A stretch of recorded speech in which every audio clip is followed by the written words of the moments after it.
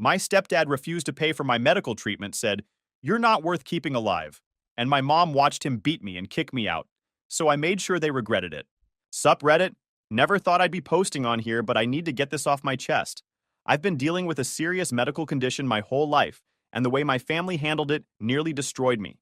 But karma's got a funny way of coming back around. I, 27 male, have been dealing with Hashimoto's thyroiditis since I was born.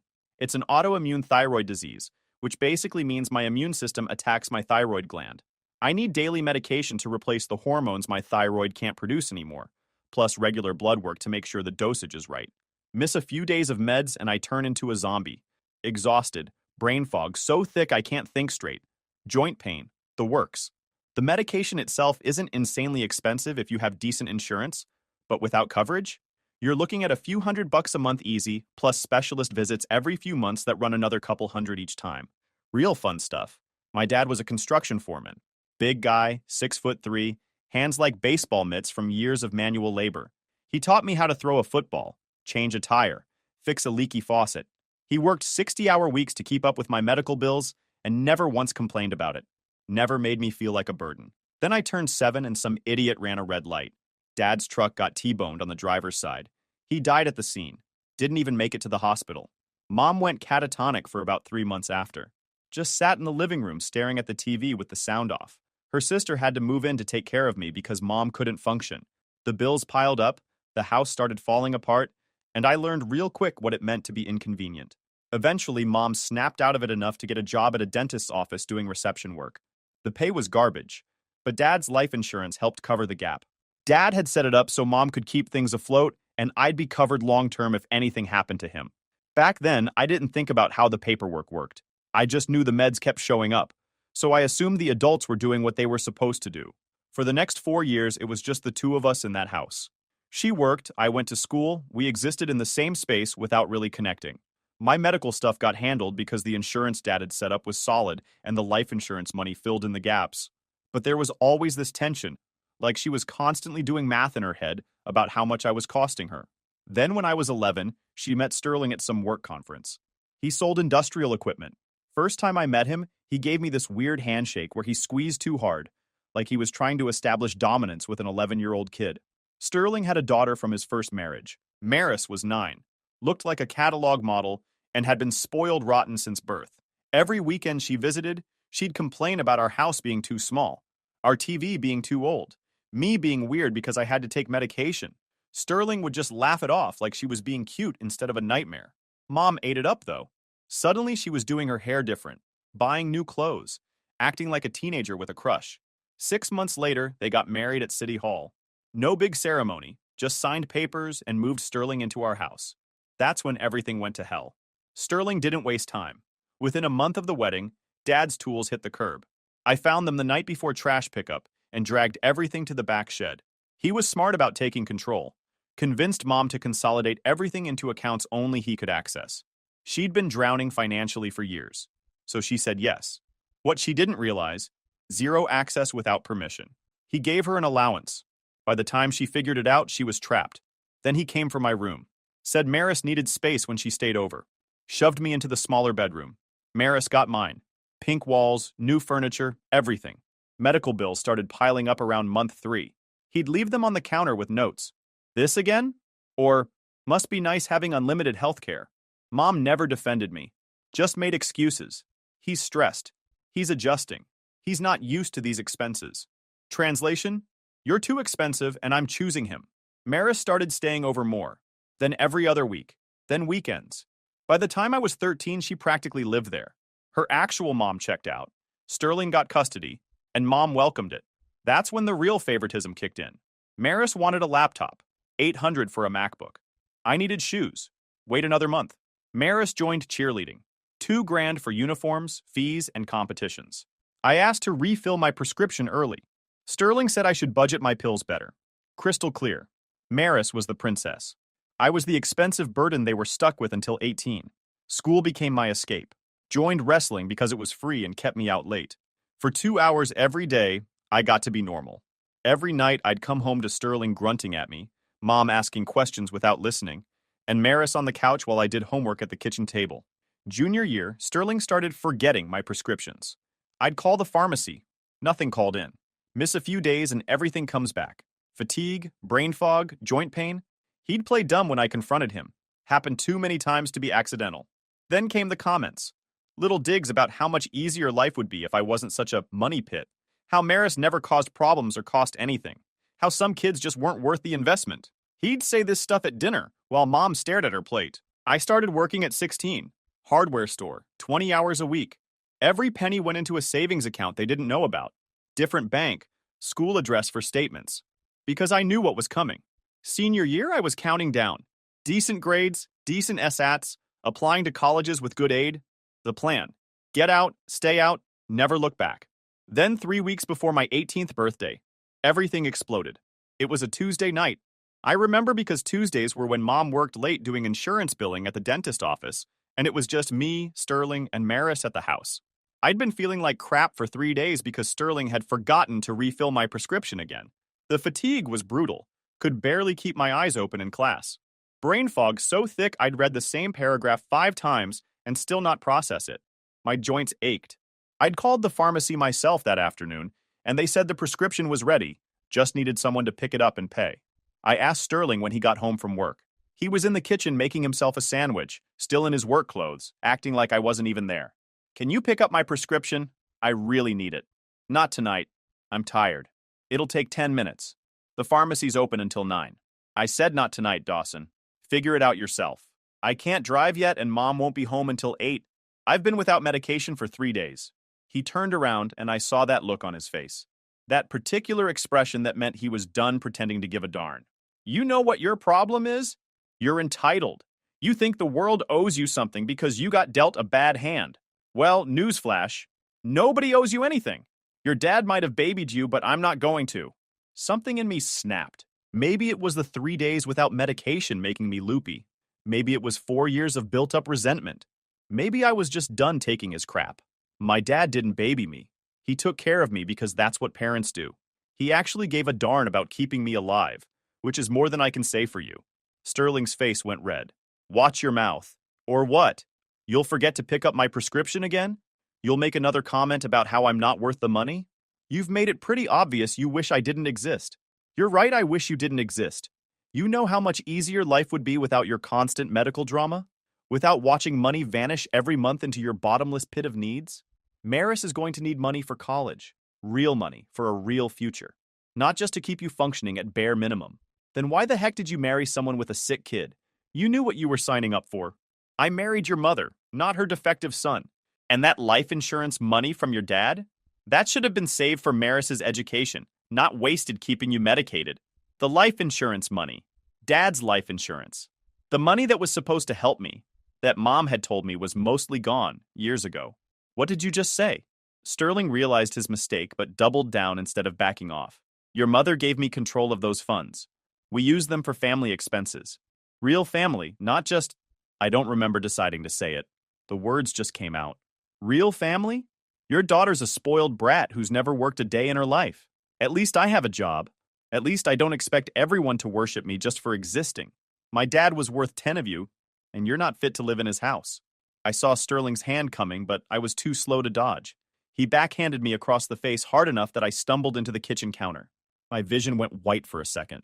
Don't you ever talk about Maris like that. I touched my mouth and my hand came away bloody. Screw you! He hit me again. This time a closed fist to the stomach that knocked the wind out of me. I doubled over, gasping, and he grabbed me by the shirt. You want to be a tough guy? Fine. Let's see how tough you are. What happened next was a blur. He slammed me against the refrigerator, punched me in the ribs. I tried to fight back, but I was sick, weak, and he outweighed me by 70 pounds. I got in one good hit to his jaw before he threw me to the floor and kicked me twice in the side. I heard Maris from the living room doorway. She wasn't screaming for him to stop or calling for help, just standing there frozen with this weird expression, not quite smiling, but not horrified either, like she was watching something happen on TV instead of real life. When our eyes met for a second, she didn't look away or leave, just kept watching. That's what I remember most. Her just standing there, not helping, not even pretending to care. Mom's voice cut through the chaos. Enough! Sterling stopped. I was curled on the kitchen floor, tasting blood. Pretty sure at least one rib was cracked. Mom was standing in the doorway with grocery bags in her hands, face pale. But she wasn't looking at me. She was looking at Sterling. What the heck are you doing?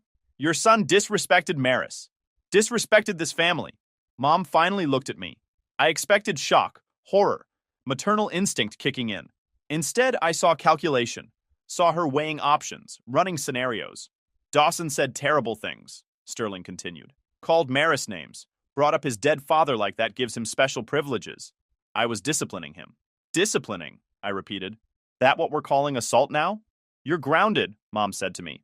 Not, are you okay? Not, let me call someone. Just, you're grounded. I started laughing. Hurt like crazy with the busted ribs, but I couldn't stop. The absurdity of it all just hit me wrong. Grounded? You're grounding me? This jerk just beat the crap out of me and you're mad at me? Watch your language. Forget my language. Look at me, I'm bleeding. Sterling stepped toward me again. You want round two? Mom put her hand on his chest. Enough. Both of you. She turned back to me. Dawson, I am handling your medical situation the best I can, but I cannot do this anymore. This fighting, this attitude, I can't take it. Then don't, I said quietly. Good, Sterling said. Pack your stuff and get out. You're 18 in 3 weeks anyway. Consider this early. I looked at Mom, waiting for her to intervene. Waiting for some shred of maternal instinct to kick in. She looked away. Fine, I said. It took me 20 minutes to pack. Every item I owned fit into one duffel bag and a backpack. I grabbed my laptop, my clothes, the few personal items that mattered. In the back of my closet, I found an old shoebox with photos of Dad. Pictures Mom thought she'd thrown away but that I'd saved. Those went in too. Sterling stood in my doorway the whole time, arms crossed, making sure I didn't take anything he considered theirs. Like I'd want a reminder of this dump. When I came downstairs, Mom was crying at the kitchen table. Fake tears, the kind she used to get sympathy. Dawson, please, don't make this harder than it has to be. I'm not the one making it hard. Where will you go? Does it matter? I walked past her, past Sterling's smug face, past Maris, who was peeking from the living room like this was her personal reality show. Walked out the front door of the house my dad had bought, the house his construction job had paid for, the house where he'd taught me to be a man. And I didn't look back. I walked 6 blocks to a gas station, sat on the curb under those buzzing lights with my duffel bag like it was a bad sitcom prop, and called the only family I had left, my Uncle Vaughn. Vaughn was Dad's younger brother. He'd been Navy for 20 years, done 2 tours overseas, retired stateside, and worked as a contractor now. He lived about an hour away in a small house he'd bought cash with his retirement money. We'd stayed in touch over the years, despite Mom's attempts to cut Dad's family out. He'd send me birthday cards with cash, call me on holidays, make it clear I always had somewhere to go if I needed it. He answered on the second ring. Dawson? Little late for a social call. My voice cracked. Uncle Vaughn, I need help. Where are you? I told him. He didn't ask questions, didn't hesitate. Stay there. I'm coming to get you.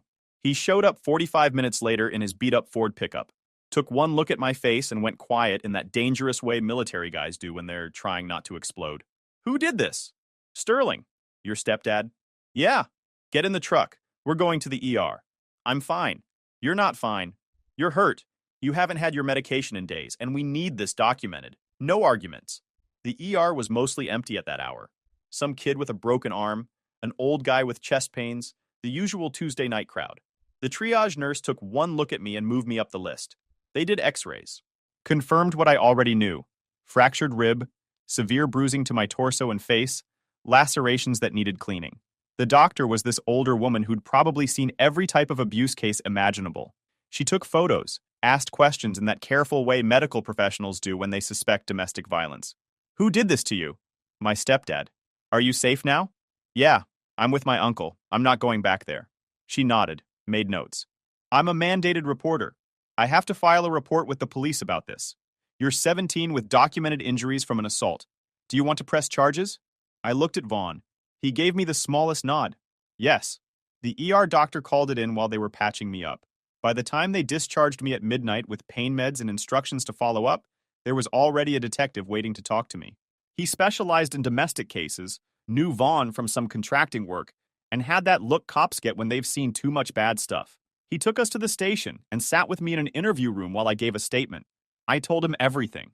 The years of Sterling's escalation, the favoritism toward Maris, the withheld medication, Showed him the text message screenshots I'd been saving for months. Sterling saying not tonight about prescriptions, saying I needed to figure it out myself, all of it. I'd known something was coming. I'd been documenting it like evidence because some part of me understood I might need proof someday. Smart kid, he said, scrolling through the screenshots. Most people don't think to save this stuff. I also had my pharmacy refill history. I'd asked for the printout 2 weeks ago, not because I was a genius, but because I was tired of guessing whether he was messing with me. The gaps were obvious. Prescription due on the 5th, not filled until the 15th. Due on the 20th, not filled until the 30th. A clear pattern of medical neglect. He took photos of my injuries, collected the ER discharge papers, logged the screenshots and pharmacy records as evidence. Then he looked at Vaughn. This is strong. Injuries tonight, pattern of neglect, and he's still a minor. I can get a warrant and bring him in. Do it, Vaughn said. He made some calls. Judges hate getting woken up, but a bleeding minor with x-rays tends to do the trick. By 2 a.m., they had a warrant. They went to the house, pulled Sterling out in handcuffs, while the neighbors watched through their windows. Mom called me 17 times that night. I didn't answer any of them. By morning, Sterling was being held on assault and child endangerment charges. Bail was set at $50,000. I figured that would keep him locked up for a while since he was always complaining about money. I was wrong. Mom bailed him out the next day. Came up with the full 50 grand cash. I found out when the detective called to warn me. Your stepfather posted bail. He's out. How? He doesn't have that kind of money. His wife paid it? Your mother. My stomach dropped. Where'd she get $50,000? Didn't say, but it was cash, not bonded. I knew exactly where. Dad's life insurance money. The money that was supposed to be gone. The money Sterling had mentioned during the fight. I called Uncle Vaughn immediately. Mom bailed him out. With what money? My guess? Dad's insurance money that she said was spent. Sterling slipped up during the fight and mentioned having control of those funds. Vaughn was quiet for a long moment. How much was your dad's policy? $200,000. And she told you it was gone? Years ago. Said it went to bills and expenses. Dawson, I need you to listen carefully. If your mother used your inheritance money, money left specifically for your care, to bail out the man who assaulted you, that's illegal. That money wasn't hers to use like that. What can I do about it? You can sue her for it, every penny. And given the circumstances, you'd probably win. My uncle hired an attorney with some of my savings from the hardware store job. Not anyone fancy, just a local guy who specialized in family law and had decent reviews. What matters is that he took one look at my situation and said I had a case. The life insurance policy had me listed as the primary beneficiary after Mom. She was supposed to use it for my care and well-being. Instead, she'd given Sterling control of it, used it for family expenses that benefited everyone but me, and then used it to bail out my abuser. The attorney filed a civil suit against Mom for misappropriation of funds, asked for the full value of the policy plus damages. It was a long shot, but we had evidence. Bank records showing transfers to Sterling, the timing of the bail payment, my medical records showing gaps in care despite the insurance money being available. The lawsuit got filed on a Friday. By Saturday morning, Mom showed up at Uncle Vaughn's house.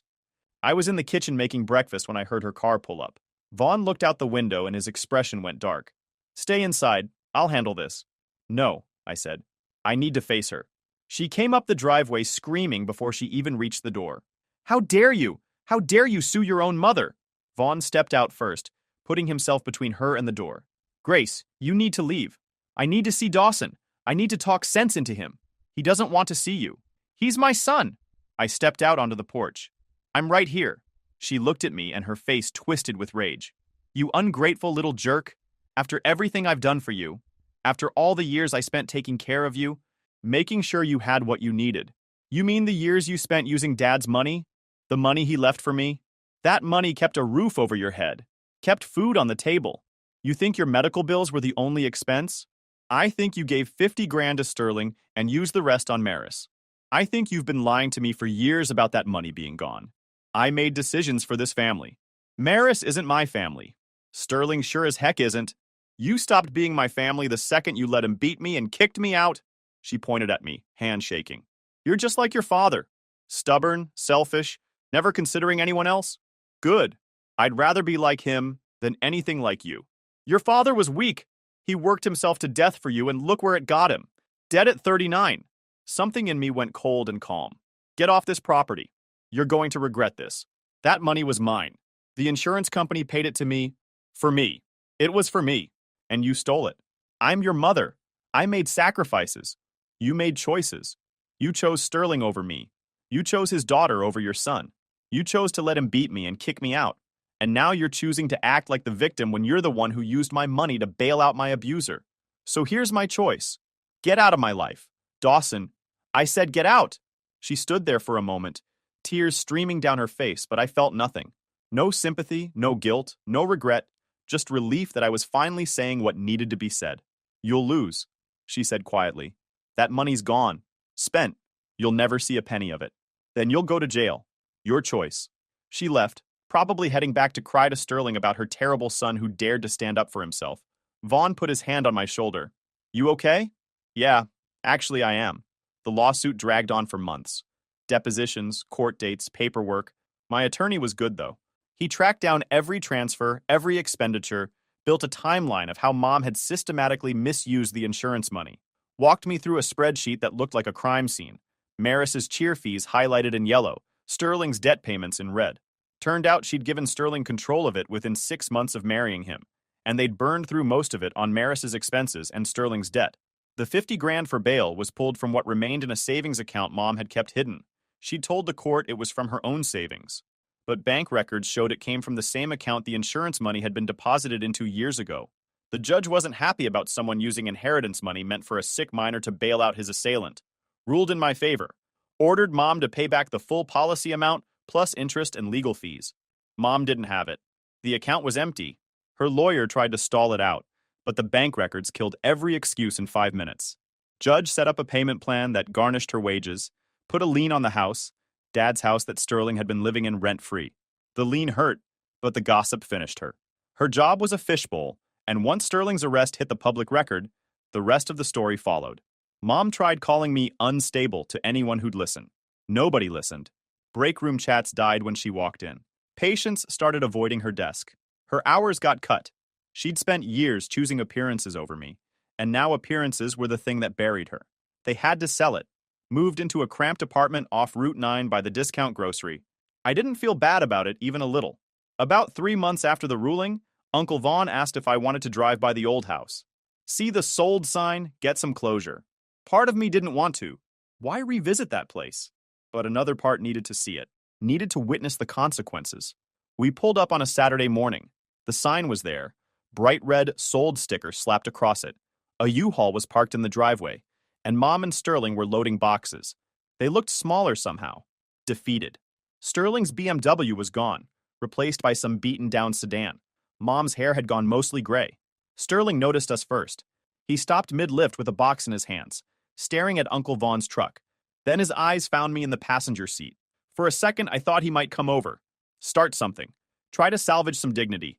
Instead, he just looked away, set the box down, went back inside. Mom saw us too. She started toward the truck, but Uncle Vaughn shook his head through the window.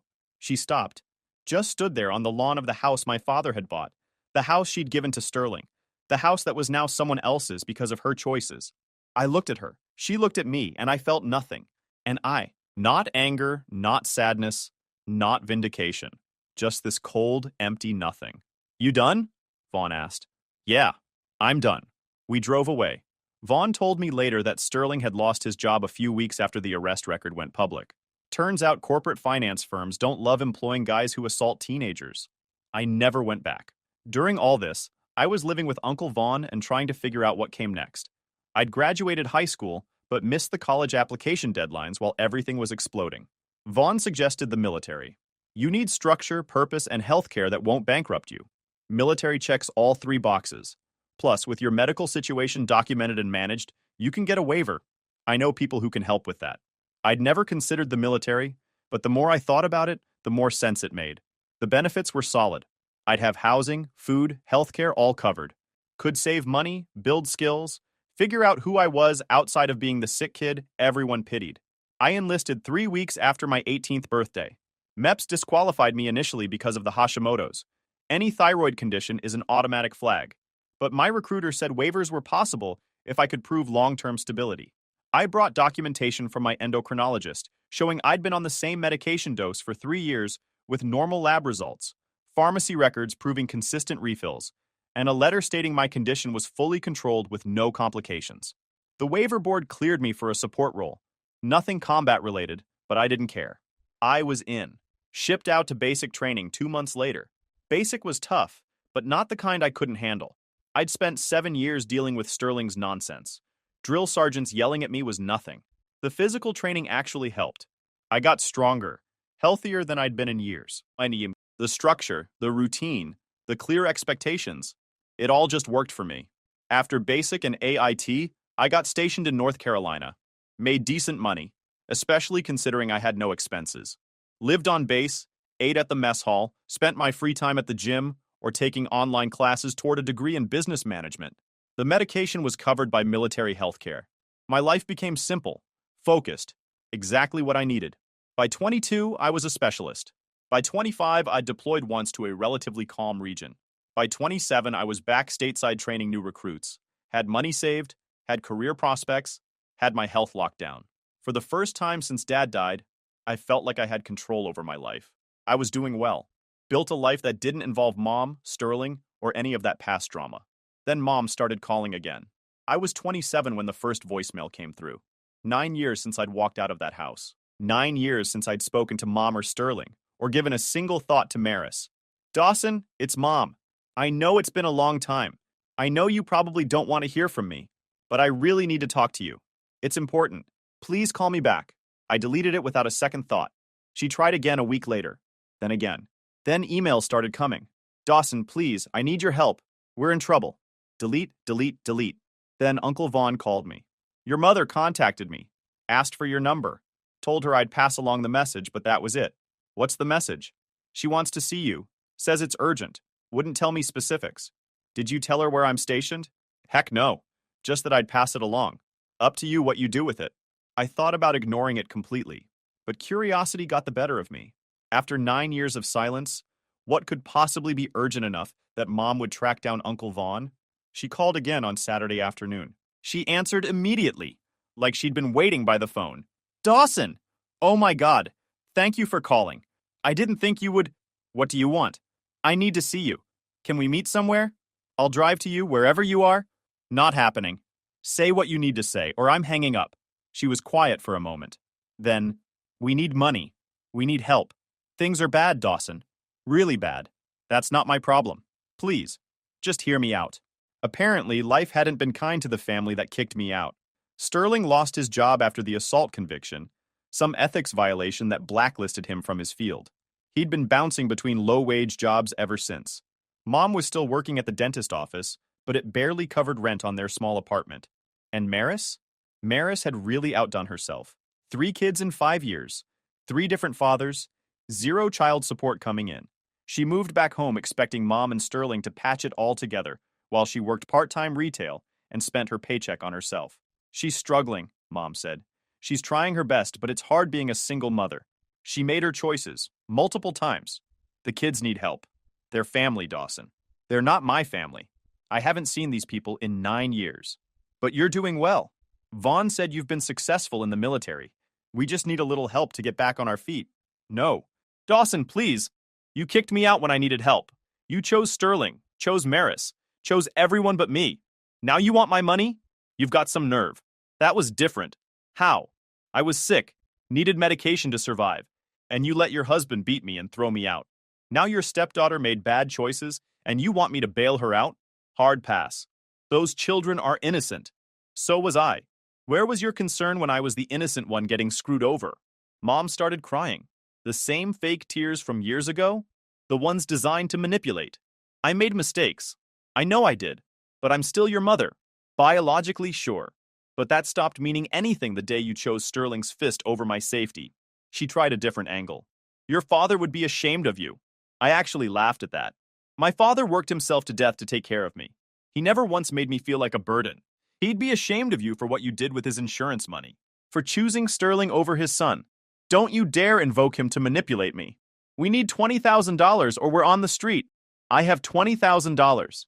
You know where I got it? From never having to support 3 kids I couldn't afford.